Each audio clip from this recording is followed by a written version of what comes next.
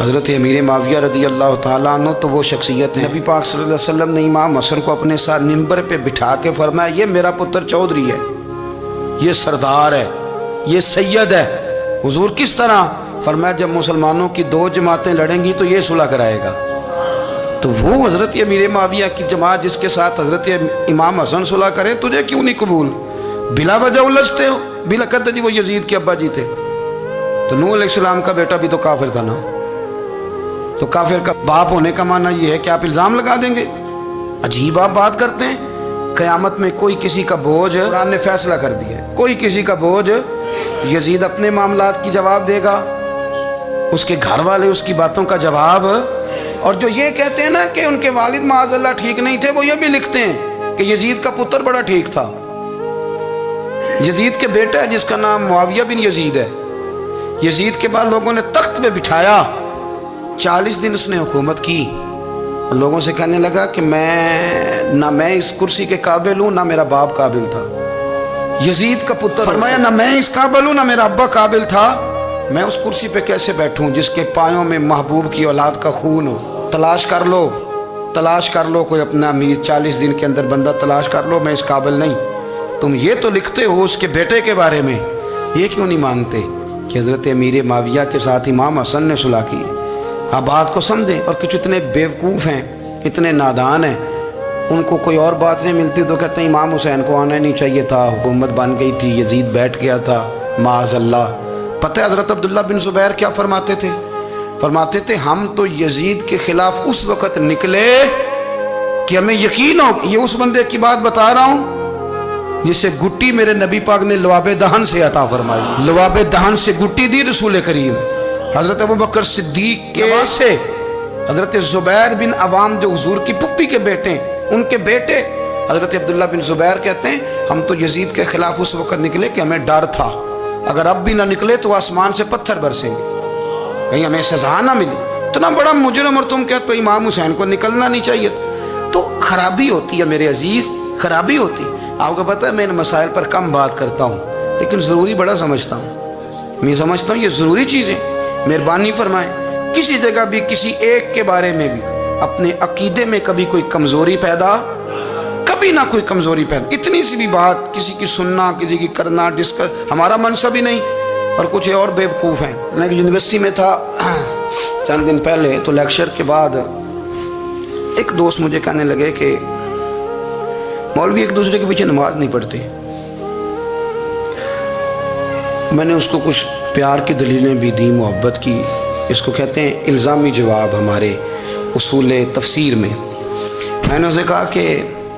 ایک ڈاکٹر سے دوائی لے لیں، دوسرے کے پاس جائیں تو کہتا ہے اسے تو پتہ ہی کو نہیں، تم غلط آدمی کے پاس چلے گئے۔ تو اس سے آپ کو ٹینشن نہیں ہوتی؟ یہ روز سیاستدان دھما چوکڑی مچا رہے ہوتے ہیں کہ فلانا چور ہے، فلانا چور ہے، تو اس سے نہیں ٹینشن، مولویوں کی ٹینشن ہے تمہیں۔ کہنے لگا جی نہیں، کیوں نہیں نماز پڑھتے؟ میں نے اسے کہا یار، اور وہ مجھے کہنے لگا جی آپ بڑی مثبت بات کرتے ہیں تو اس لیے میں نے آپ سے سوال کیا ہے۔ میں نے کہا یار بڑی سادی سی بات ہے، اگر تیری سمجھ میں آ گئی تو ٹھیک ہے، نہ بھی آئی تو منوانا تو میرے ذمہ ہے بھی نہیں، بتانا میرے ذمہ ہے۔ تو یہ بتا، میں نے کہا تیرے ابا جی کو، تیری اماں کو بندہ کافر کہہ گزرے، کوئی مولوی بہت بڑا شیخ الحدیث ہو، اصول تفسیر پہ، فقہ پہ، حدیث پہ دسترس رکھتا ہو، اور مستحضر علم ہو اس بندے کا، تیرے ابے اور اماں کو کافر کہے تو نماز پڑھتا ہے؟ کہنے لگا نہیں۔ تو میں نے کہا جو میرے نبی پاک کے ماں باپ کو مشرک مانے، اور میں نے کہا اگر تم نے دلیل چاہیے ہوگی تو بندے میں تمہیں دوں گا، اور بائی نیم دوں گا، اور میں ان کی تحریریں تمہیں دوں گا، جو مر گئے یہ لکھتے ہوئے کہ چونکہ وہ پہلے چلے گئے تھے، انہوں نے کلمہ نہیں پڑھا، لہذا معاذ اللہ صبح معاذ اللہ دوزخ میں جائیں گے۔ تیرا حوصلہ پڑھتا ہے تو پڑھ نماز، میرا تو نہیں پڑھتا، میں کیسے پڑھوں؟ اور اس قدر کمزور نظریے ایک آدمی کہ اپنے قلم سے لکھتا ہے، اپنے قلم سے اپنی کتاب میں لکھتا ہے کہ جس مچھلی کے پیٹ میں حضرت یونس نے کچھ دن گزارے وہ مچھلی جنت میں جائے گی۔ دے شرم نہیں آتی؟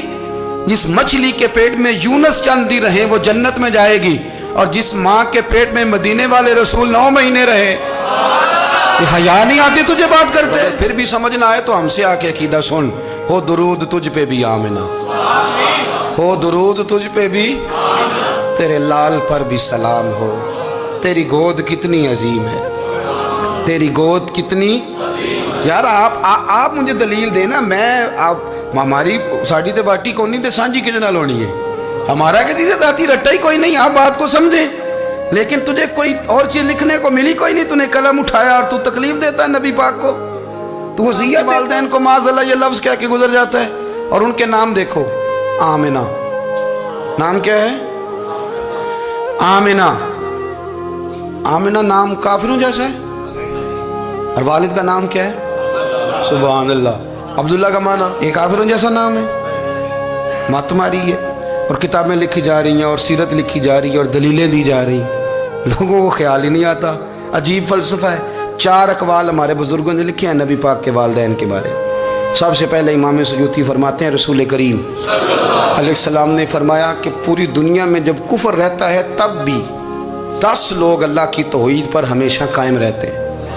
یہ نہیں ہو سکتا کہ ساری دنیا کفر سے بھر جائے فرماتے ہیں میرے محبوب کے والدین بھی ان 10 لوگوں میں شامل ہیں حضور کے والدین بھی ان اور دوسرا قول آپ فرماتے ہیں نبی پاک کے والدین زمانہ فطرت پہ تھے زمانہ فطرت وہ زمانہ ہوتا ہے جس کے اندر نبی نہیں ہوتا تو لوگ جس دین کو بہتر سمجھتے ہیں اللہ کی توحید کے ساتھ اس پر عمل کرتے ہیں تو ان پر کوئی مواخذہ اور تیسری بات یہ کہ نبی پاک کے والدین حضرت ابراہیم کی ملت پر تھے حضرت ابراہیم کے دین پر تھے اور حضرت ابراہیم کا وہ دین ہے جس کو قرآن کہتا ہے کہ وہی دین ابراہیمی دین محمدی ہے صلی اللہ علیہ وسلم وہی دین محمدی ہے اور چوتھی بات اس کو علامہ ذہبی نے لکھا علامہ خفاجی نے لکھا قاضی اجاز نے لکھا محدثین نے لکھا حدیث کی راوی سیدہ عائشہ صدیقہ ہیں رضی اللہ تعالیٰ عنہ کہتی ہیں رات کو میں اٹھی تو میں نے نبی پاک صلی اللہ علیہ وسلم کو روتے ہوئے دیکھا یا رسول اللہ کیا ہوا فرمایا میں نے رب کریم کی بارگاہ میں عرض کی تھی یا اللہ میرے ماں باپ کو زندہ کر دے تاکہ وہ میرا کلمہ پڑھ لیں ہیں تو وہ پہلے بھی دین فطرت پر انہیں کنتم خیر امت ان کا اعزاز بھی نصیب ہو جائے تو حضور فرمانے لگے اللہ نے انہیں زندہ کیا ہے وہ میرا کلمہ پڑھ کے دوبارہ قبروں میں گئے ہیں تو امام سیوطی فرماتے ہیں کہ وہ نبی پاک علیہ السلام کی امت کا اعزاز بھی اللہ نے انہیں عطا کر دیا ہے